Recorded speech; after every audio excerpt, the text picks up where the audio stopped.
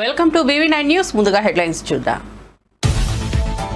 అసెంబ్లీలో చంద్రబాబు ప్రసంగం శాంతి భద్రతలకు విఘాతం కలిగిస్తే కఠిన చర్యలు తప్పవని హెచ్చరిక. గంజాయి టాక్స్ పై ఉక్కుపాదం మోపుతామని వెల్లడి. మహిళా భద్రతకు శక్తి యాప్ రూపకల్పన చేశామని వివరణ.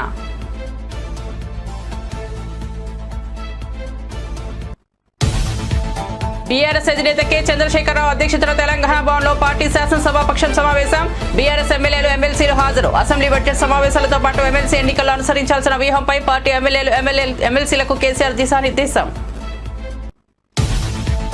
త్రిపురాపై నితిన్ గడ్కరీ హామీ ఇచ్చారన్న మంత్రి కోమటిరెడ్డి వెంకటరెడ్డి. అన్ని అనుమతులు 2 నెలల్లో ఇస్తామని గడ్కరీ హామీ ఇచ్చారన్న మంత్రి. అన్ని క్లియరెన్స్లు వచ్చాక నరేంద్ర మోదీ దృష్టికి తీసుకెళ్తామని చెప్పారని వెల్లడి. హైదరాబాద్ మచిలీపట్నం రహదారి కోసం 2 ప్యాకేజీలుగా టెండర్లు పిలుస్తున్నట్లు వెల్లడి. ఉచిత ఇసుక విధానంపై ఏపీ శాసనమండలిలో అధికార ప్రతిపక్షాల మధ్య వాడివేడి చర్చ. గతంలో కంటే పెద్దగా మార్పు లేదని వైఎస్ఆర్సీపీ సభ్యుడు బొత్స సత్యనారాయణ విమర్శ. దీనిపై మంత్రులు కొల్లు రవీంద్ర, అచ్చెన్నాయుడు సమాధానం.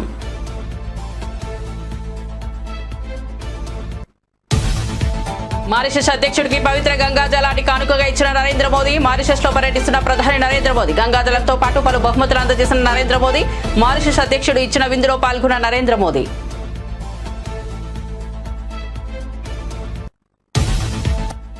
నిజామాబాద్ పసుపు రైతుల ఆందోళనలు ప్రభుత్వానికి కనిపించడం లేదా అని రేవంత్ రెడ్డి సర్కార్కు బీఆర్ఎస్ ఎమ్మెల్సీ కవిత సూటిగా ప్రశ్న. పసుపుకు రాష్ట్ర ప్రభుత్వం గిట్టుబాటు ధర కల్పించడానికి చర్యలు తీసుకోకపోవడం దారుణమని వ్యాఖ్య.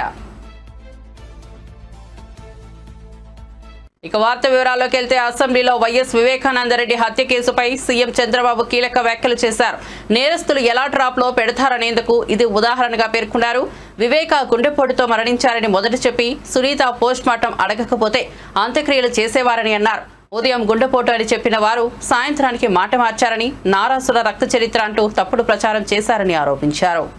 నేను ముఖ్యమంత్రిగా ఉండి 2019లో వివేకానంద రెడ్డి మర్డర్ జరిగింది. తెల్లవారితో వాట్సాప్ మెసేజ్ ఏమని, వివేకానంద రెడ్డి గుండెపోటుతో చనిపోయాడు. ఎలక్షన్ సీజన్, నేను కూడా గుండెపోటు అనుకున్నాను. జనరల్ గా నాకు ఎప్పుడు ఏ ఆలోచన వచ్చినా, ఏ మెసేజ్ వచ్చినా మళ్ళా నేను స్టడీ చేస్తూ ఉంటాను.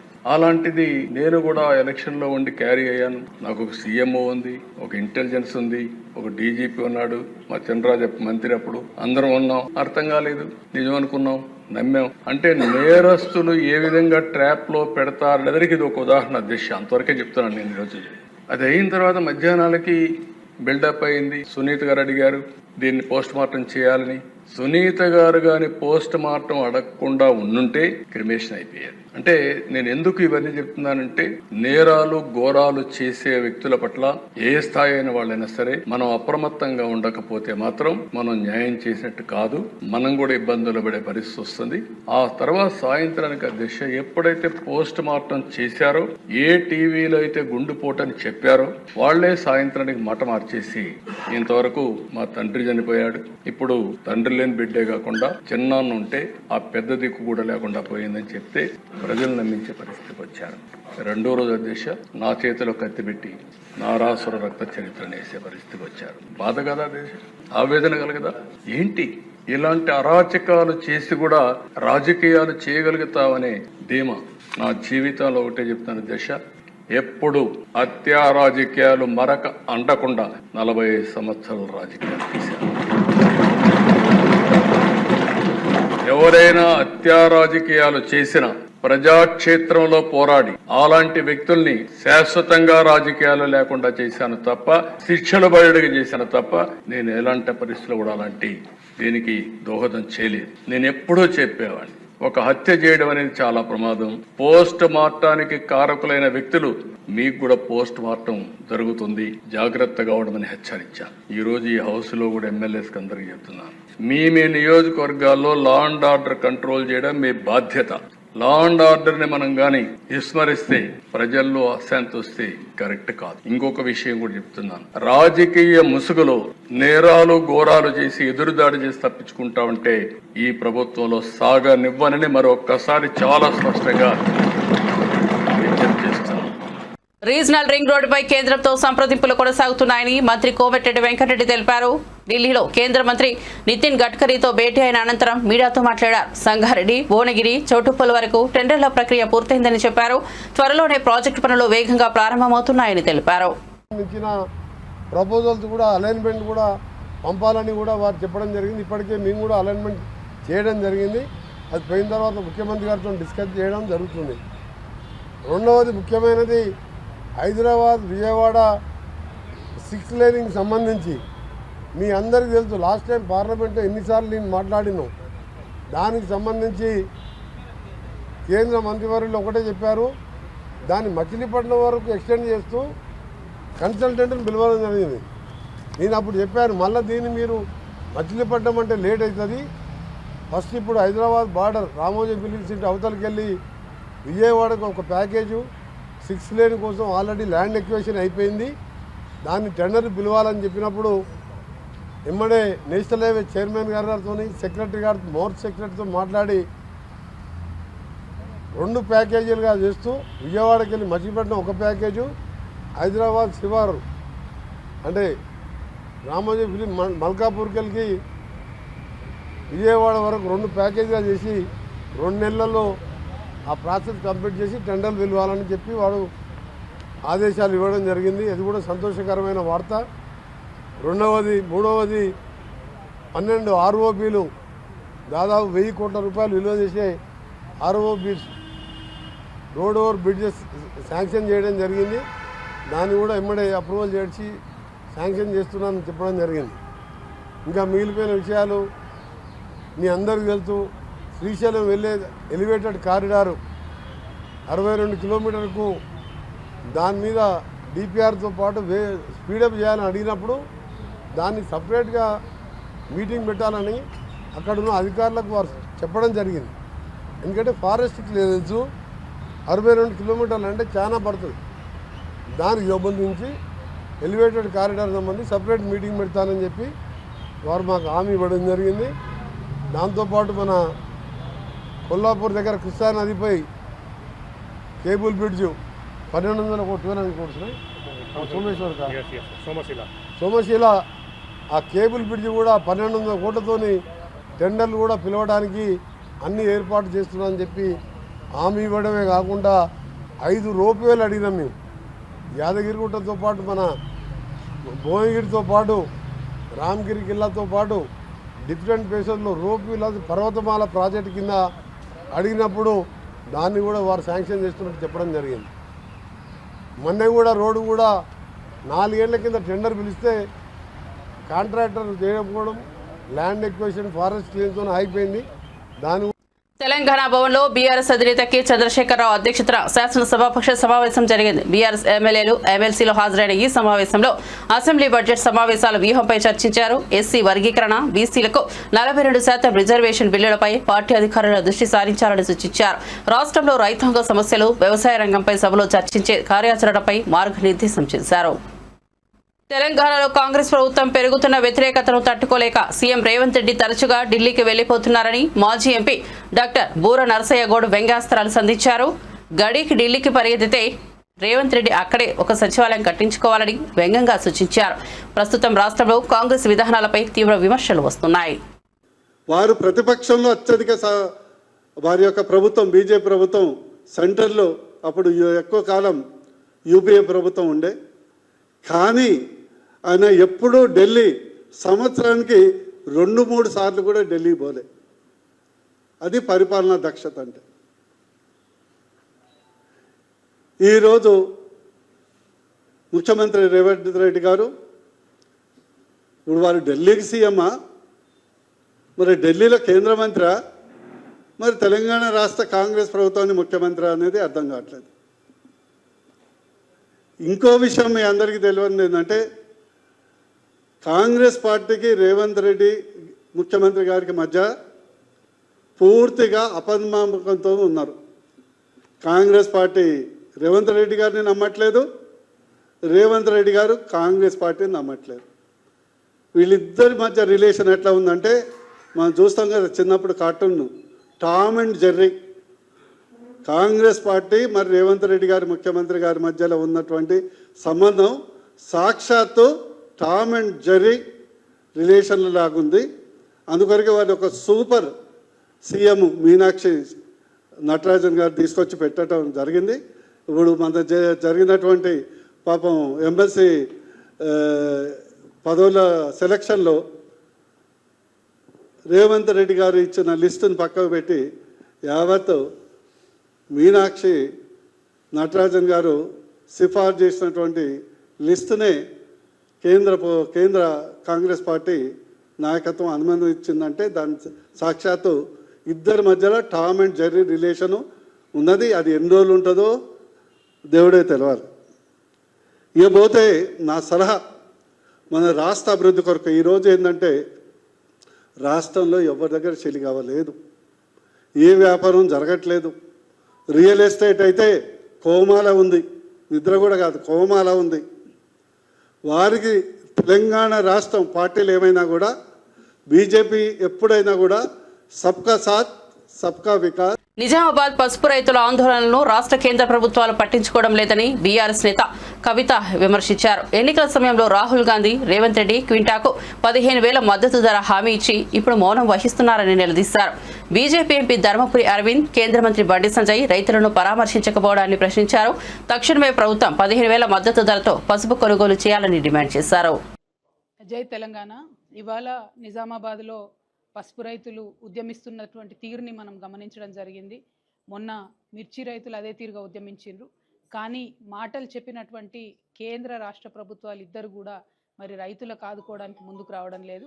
నిజామాబాద్లో పసుపు రైతులకు 15,000 మద్దతు ధర ఇస్తామని చెప్పి కాంగ్రెస్ పార్టీ అధ్యక్షుడిగా ఉన్నప్పుడు ఇప్పటి ముఖ్యమంత్రి గారు రేవంత్ రెడ్డి గారు మాట ఇచ్చి ఉన్నారు. అదే మాట గౌరవనీయులు రాహుల్ గాంధీ గారు కూడా చెప్తున్నారు. కానీ పసుపుకు ఇప్పుడు కనీసం 11,000, 9,000 కూడా రానటువంటి పరిస్థితులలో ప్రభుత్వం ముందుకొచ్చి మా నిజామాబాద్ పసుపు రైతుల్ని ఆదుకోకపోవడం అన్నది కేవలం రైతుల్ని నయవంచన చేయడమే, మోసం చేయడమే. కాబట్టి తక్షణమే రాష్ట్ర ప్రభుత్వం ముందుకొచ్చి పసుపు పంటను కొనుగోలు చేయాలని చెప్పి కనీసం 15,000 రూపాయలు మద్దతు ధర ఇవ్వాలని చెప్పి నేను డిమాండ్ చేస్తూ ఉన్నాను. అదేవిధంగా పసుపు బోర్డు తీసుకొచ్చామని చెప్తున్నటువంటి భారతీయ జనతా పార్టీ మా ఎంపీ అరవింద్ గారు కూడా మరి ఈ సందర్భంలో కనీసం రైతులను పరామర్శించేటటువంటి పరిస్థితి కూడా కనబడడం లేదు. పసుపు బోర్డు తీసుకొచ్చారు, దానికి చట్టబద్ధత లేదు. పసుపు బోర్డు తీసుకొచ్చినారు, దాంతో పసుపు రైతులకు ఒరిగిందేమీ లేదు. కనీసము ఆ పసుపు బోర్డు ఇనాగ్రేషన్ టైంలో బండి సంజయ్ గారు ఒక మాట చెప్పినారు, మేము చాలా దీంతో పసుపు రైతులకు లాభం చేస్తాము, ధరలు పెంచుతామని చెప్పినారు. మరి ఆ ప్రయత్నం చేస్తున్నట్టుగా కూడా కనీసం కనబడతలేదు. సో ఇవాళ కేంద్ర ప్రభుత్వం కూడా ముందుకు రావాలని చెప్పి రైతులను ఆదుకోవాలి, పసుపు రైతులను అని చెప్పి నేను డిమాండ్ చేస్తూ ఉన్నాను. Thank you. జై తెలంగాణ. మద్యం స్కామ్పై సిట్ విచారణ వేగవంతం చేయగానే తాడేపల్లి ప్యాలెస్ ముందు మద్యం ఫైళ్లు తగలబెట్టినట్లు వార్తలు వస్తున్నాయని మంత్రి అచ్చెన్నాయుడు అన్నారు. పోలీసులు సీసీటీవీ ఫుటేజ్ ఇవ్వాలని 4 సార్లు లేఖ రాసిన జగన్ ఎందుకు ఇవ్వడం లేదని ప్రశ్నించారు. ఫుటేజ్ ఇవ్వడానికి జగన్ ఎందుకు భయపడుతున్నారని నిలదీశారు. ఫైర్ యాక్సిడెంట్ జరిగినా లేకపోతే ఒకరికొకరు పొడుచుకొని మర్డర్ చేసినా సరే ఫస్ట్ హ్యాండ్ ఇన్ఫర్మేషన్ ఏంటంటే అక్కడ ఉన్నటువంటి పబ్లిక్ సమాచారం ఇస్తారు. ఒకవేళ లేకపోతే సీసీ కెమెరాలు ప్రభుత్వం పెడితే ప్రభుత్వం సీసీ కెమెరాలను తీసుకుంటారు. ఒకవేళ ప్రభుత్వం దగ్గర అది లేకపోతే అక్కడ ఉన్నటువంటి షాపింగ్ కాంప్లెక్స్ అయితే షాపింగ్ కాంప్లెక్స్, రెసిడెన్షియల్ కాంప్లెక్స్ అయితే రెసిడెన్షియల్ కాంప్లెక్స్, ఒకవేళ సొంత హౌస్ ఉంటే ఇప్పుడు సీసీ కెమెరాలు లేనటువంటి హౌసులు లేవు, షాపింగ్ కాంప్లెక్స్లు లేవు, అన్ని దగ్గరలో సీసీ కెమెరాలు పెట్టారు అధ్యక్ష. ఆ రోజు ఫైళ్లు తగలబడ్డాయి. వెంటనే ప్రభుత్వం అప్రమత్తమై అక్కడికి వెళ్లి ప్రభుత్వ సీసీ కెమెరాలు ఏవి ఉన్నాయో చూసి మొత్తం వెరిఫై చేశారు. అక్కడ ఉన్నటువంటి సీసీ కెమెరాల్లో కొంత సమాచారమే వచ్చింది. ఆ సీసీ కెమెరాల్లో అక్కడ ఎవరైతే హౌస్ ఉందో హౌస్ నుంచి బయటకు వచ్చి ఇది జరిగినట్టుగా కొంత ఆధారం కనిపించింది. అలాగని చెప్పి మేము విమర్శ చేయలేదు. మా ఆఫీసర్స్ ఒక లేఖ రాసి మా దగ్గర కొంతే సమాచారం ఉంది, మీ దగ్గర కూడా సీసీ కెమెరాలు ఉన్నాయి, మీ దగ్గర ఇన్ఫర్మేషన్ మాకు ఇవ్వండి అని 3-4 సార్లు అడిగితే బాధ్యత కలిగినటువంటి వ్యక్తులైతే కనీసం ఇన్సిడెంట్ జరిగినప్పుడు అక్కడ ఏం జరిగిందో బయటికి చెప్పాలని ఆలోచన ఉన్నటువంటి వ్యక్తులైతే ఇగో మా దగ్గర కూడా ఈ సమాచారం ఉంది, దీన్ని కూడా మీరు తీసుకొని 2 క్లబ్స్ చేసి ఎవడు తప్పు చేశాడో వాడిని శిక్షించండి అని చెప్పాలి అధ్యక్ష. కానీ బాధ్యత రాహిత్యంగా ఇవ్వకుండా మళ్ళీ ఎదురుదాడు అధ్యక్ష. మా నాయకుడిని హతమార్చేయాలని, మా నాయకుడిని దాడి చేయాలని చాలా మంది ప్రయత్నం చేస్తున్నారని చెప్పి మళ్ళీ తిరిగి పోలీస్ స్టేషన్లో కంప్లైంట్ ఇచ్చిన పరిస్థితి అయితే ఏమనాలి? అందుకే మేము స్పష్టంగా ఆరోపణ చేశాం. ఆ రోజు ఏవైతే లెక్కరకు సంబంధించినటువంటి ఫైల్స్ అన్ని కూడా అక్కడ తీసుకొచ్చి తగలబెట్టారని చేశాం. మీ దగ్గర సీసీ కెమెరా ఉంది కదా, మీ దగ్గర ఇన్ఫర్మేషన్ ఉంది కదా, మీ ఇంట్లో నుంచే వచ్చినట్టుగా, మీ ఇల్లు అంటే మీ ఇల్లు కాదు, అక్కడ సంఘటన జరిగిన దగ్గర ఏ హౌస్ అయితే ఉందో ఆ హౌస్ నుంచి బయటకు వచ్చినట్టుగా ఆధారాలు ఉన్నాయి కదా. మీరు అది బయట పెట్టి నిరూపించవలసింది పోయి మళ్ళీ ఎదురుదాడు. అధ్యక్ష, సమాజం గుడ్డిది కాదు, ప్రజలు గుడ్డి వాళ్ళు కాదు. నేను చెప్పిన దాంట్లో అవాస్తవం చెప్పండి. ఒక షాపింగ్ కాంప్లెక్స్ దగ్గర యాక్సిడెంట్ అయితే ఫైర్ది, ఆ షాపింగ్ కాంప్లెక్స్ లోకి వెళ్ళి సీసీ ఫుటేజ్ తీసుకుంటలేదు అధ్యక్ష, చెప్పండి. ఇది ఎక్కడైనా దేశంలో? రాష్ట్రంలో భూ కబ్జాలు పెరిగిపోతున్నాయని, ప్రభుత్వ భూములు, అటవీ భూములు కూడా కొట్టేశారని సీఎం చంద్రబాబు ఆందోళన వ్యక్తం చేశారు. భూ కబ్జాదారులను అరికట్టేందుకు పగడ్బందీగా చట్టాన్ని తీసుకురాబోతున్నామని, అవసరమైతే డ్రోన్ పెట్రోలింగ్ ప్రారంభిస్తామన్నారు. సైబర్ సెక్యూరిటీపై ప్రత్యేక దృష్టి పెట్టామని, 26 సైబర్ పోలీస్ స్టేషన్లు ఏర్పాటు చేస్తున్నామని తెలిపారు. వివేకానందరెడ్డి హత్య కేసును ప్రస్తావిస్తూ మొదట గుండెపోటుగా ప్రకటించి తర్వాత కథ మార్చారని వ్యాఖ్యానించారు. మాకు ఏ కంప్లైంట్ వచ్చినా ఇప్పటికి కూడా ఇక్కడ అన్ని సమస్యల పరిష్కారం చేయగలుగుతున్నాం. కానీ వీళ్ళు చేసినటువంటి ఈ భూ వివాదాలు, ల్యాండ్ రిలేటెడ్ కాన్ఫ్లిక్ట్స్ అయితే భయంకరంగా తయారైనాయి. 22A ఉపయోగించారు, రికార్డ్స్ తారుమారు చేశారు, ప్రభుత్వ భూములు కొట్టేశారు, ఫారెస్ట్ భూములు కొట్టారు. ఇవి మామూలుగా ఫారెస్ట్ భూముల దగ్గరికి ఎవరు పోరు, అలాంటివి కూడా జరిగే పరిస్థితి వచ్చింది. అందుకే ఈ ప్రత్యేక చట్టం కూడా గుజరాత్లో చాలా బాగా పనిచేసింది. ఎవరైనా సరే ల్యాండ్ గ్రాబింగ్ చేస్తే, భూ కబ్జాలకు పాటుపడితే ప్రభుత్వం కేసు పెట్టిన తర్వాత దాన్ని ప్రూవ్ చేసుకునే బాధ్యత కూడా వాళ్ళపైనే ఉంటుంది.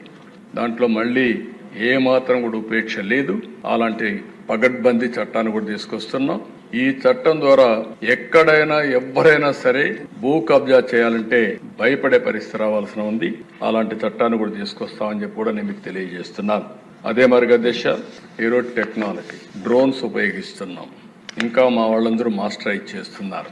అవసరమైతే డ్రోన్స్ ద్వారా నైట్ పెట్రోలింగ్ కూడా చేయడానికి, పోలీస్ పెట్రోలింగ్ బదులు డ్రోన్ పెట్రోలింగ్ చేయడానికి కూడా శ్రీకారం చుడుతున్నాం. సీసీటీవీ కెమెరాలు పెడుతున్నాం, లేటెస్ట్ టెక్నాలజీ పెడుతున్నాం. ఒక్కొక్కసారి అధ్యక్ష చాలా మంది కేసుల్లో తప్పించుకుంటున్నారంటే నేరాలు చేయడం, సాక్ష్యాలను తారుమారు చేయడం, తద్వారా పనిష్మెంట్ లేకుండా తప్పించుకునే పరిస్థితికి వస్తున్నారు. కానీ ఇటీవల డిపార్ట్మెంట్ మీరు చూస్తే చాలా గట్టిగా పనిచేసి 2-3 నెలల్లోనే శిక్షలు పడే కన్విక్షన్ వచ్చే పరిస్థితి తీసుకొచ్చారు. దానికి డిపార్ట్మెంట్ మనస్ఫూర్తిగా అభినందిస్తున్నా. ఇది వండర్ఫుల్ వర్క్. దీన్ని ఇంకా పకడ్బందీగా మనం చేయాల్సిన అవసరం ఉంది. ఇది కూడా చేస్తామని చెప్పి నేను మీకు తెలియజేసుకుంటూ, ఉచిత ఇసుక విధానంపై ఏపీ శాసన మండలిలో అధికార ప్రతిపక్షాల మధ్య వాడివేడి చర్చ జరిగింది. ఉచిత ఇసుక విధానం వల్ల గతంలో కంటే పెద్దగా మార్పు లేదని వైఎస్ఆర్సీపీ సభ్యుడు బొత్స సత్యనారాయణ విమర్శించారు. దీనిపై మంత్రులు కొల్లు రవీంద్ర, అచ్చెన్నాయుడు సమాధానమిచ్చారు. ఉచిత ఇసుక విధానం అమలులో సమస్యలను అధిగమిస్తూ ఎప్పటికప్పుడు సరళీకృతం చేస్తూ వస్తున్నామని మంత్రి కొల్లు రవీంద్ర తెలిపారు. రోజు ఎంతకు దొరుకుతుంది అంటే ఉచిత ఇసుక అన్నప్పుడు 375 రూపాయలు ఒక టన్నుకి ఉచితంగా వాళ్ళకి అదనంగా సేవ్ అవుతుంది. ఇప్పుడు హ్యాండ్లింగ్ ఛార్జీల్లో 25 రూపాయలు సేవ్, అంటే 400 రూపాయలు తగ్గాలి. 10 టన్నుల లారీకి ఒక టన్నుకి 400 లెక్కన తగ్గితే 4000 రూపాయలు, 10 టన్నుల లారీ అయితే 4000 రూపాయలు తగ్గాలి. దయచేసి అది తగ్గిందా లేదో ఒకసారి వెరిఫై చేయమని మంత్రి గారు మీ ద్వారా రిక్వెస్ట్ చేస్తాను. నేను దాన్ని కాంట్రవర్సీ పోలేదు, దాని గురించి కాదు. ఒకసారి వెరిఫై చేస్తే మీకు కూడా దానివల్ల ఎంతవరకు అయింది లేదు, ఏ విధంగా ముందుకు పోవాలనే ఆలోచన కూడా వస్తుంది. నాకు తెలిసి మా జిల్లాలో మాత్రం, మా జిల్లా కానీ, విశాఖపట్నంలో కానీ, విశాఖపట్నం టౌన్లో కానీ, విశాఖపట్నం జిల్లాలో కానీ, విజయనగరంలో కానీ, శ్రీకాకుళంలో కానీ ఇంతకుముందు ఇచ్చిన 400 రూపాయలు తగ్గించి ఆ క్వాంటిటీకి ట్రాక్టర్ కానీ, లారీ కానీ, ట్రాక్టర్ అయితే మూడు యూనిట్లు వస్తుంది, అంటే సుమారు 1200 రూపాయలు తగ్గాల.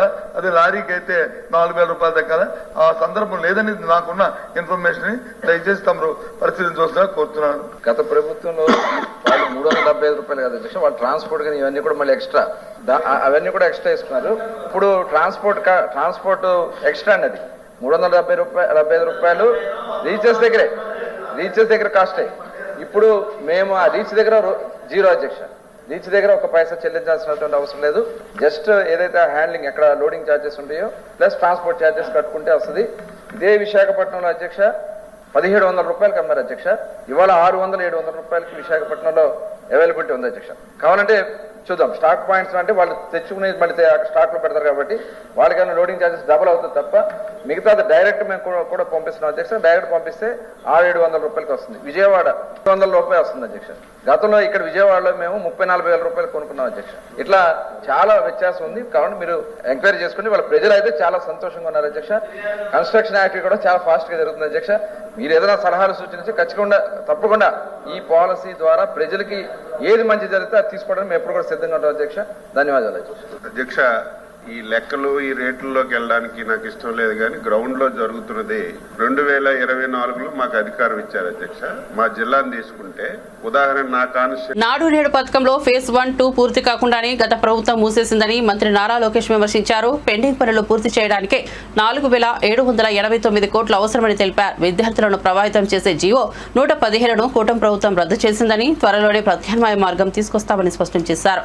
రేటింగ్ మెకానిజం ద్వారా మౌలిక సదుపాయాల కల్పనకు చర్యలు తీసుకుంటామని పేర్కొన్నారు.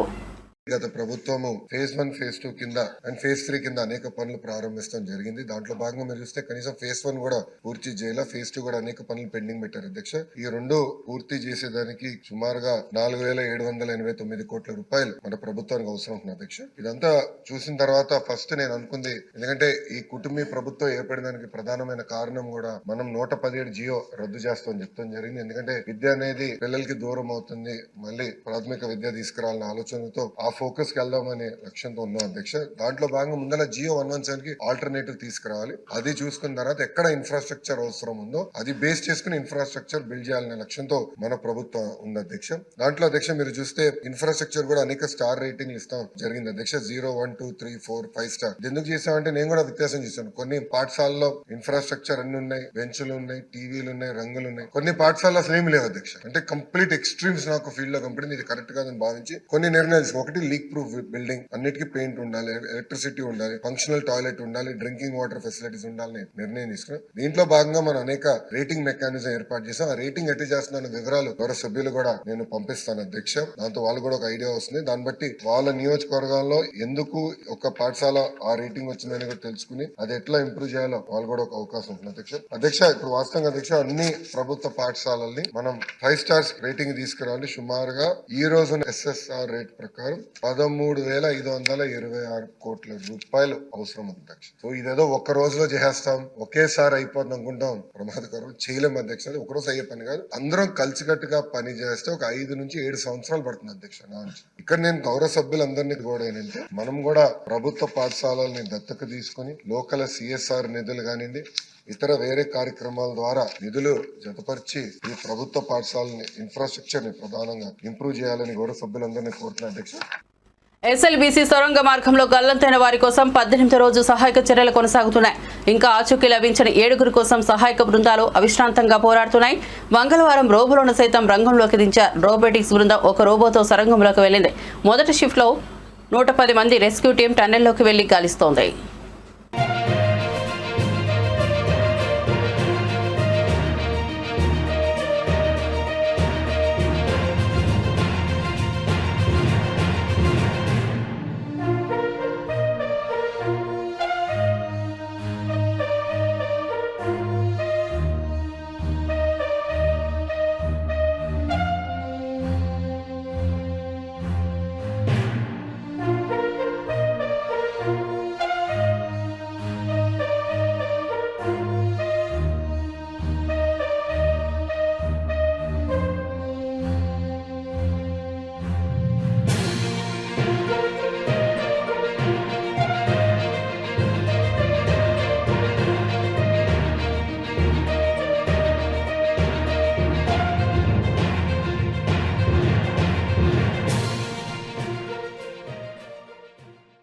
మారిషస్ లో పర్యటిస్తున్న ప్రధానమంత్రి నరేంద్ర మోదీ ఆ దేశ అధ్యక్షుడు తరం గోఖలకు మహాకుంభమేళా నుంచి తీసుకువెళ్లిన పవిత్ర జలాన్ని అందించారు. నరేంద్ర మోదీ ఆయనతో భేటీ అయ్యారు. ఈ సందర్భంగా పవిత్ర జలంతో పాటు పలు బహుమతులను అందజేశారు.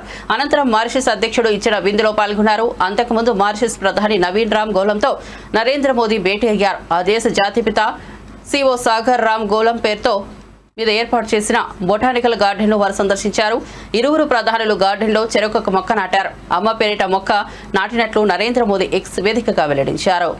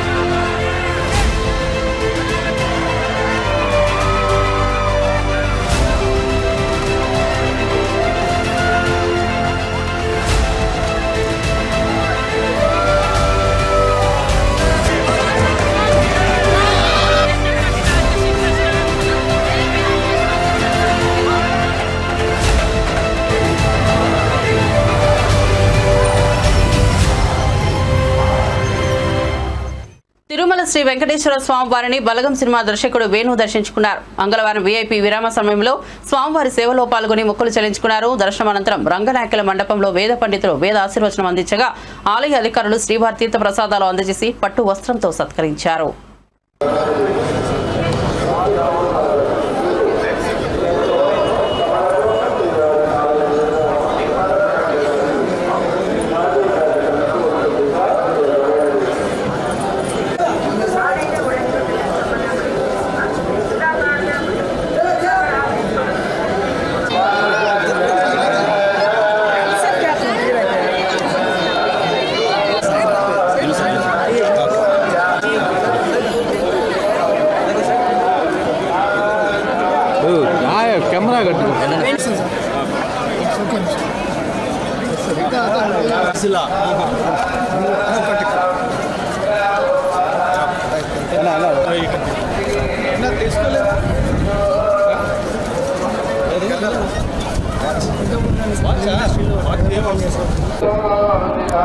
అందరికీ నమస్కారం అండి. ఏడుకొండలవాడ వెంకటరమణ గోవింద గోవింద ఆపద ముక్కుల గోవింద గోవింద. సో నేను త్వరలో నా రెండో సినిమా మొదలు కాబోతుంది. సో దానికోసం స్వామివారి ఆశీర్వాదం తీసుకుందామని వచ్చాను. సో నెక్స్ట్ మళ్ళీ ఎస్విసిలో రాజుగారి బ్యానర్లో దిల్రాజు గారి బ్యానర్లో నా రెండో సినిమా చేస్తానండి. త్వరలో స్టార్ట్ కాబోతుంది. ఇవి బులెటిన్ విశేషాలు చూస్తూనే ఉండండి BV9 న్యూస్.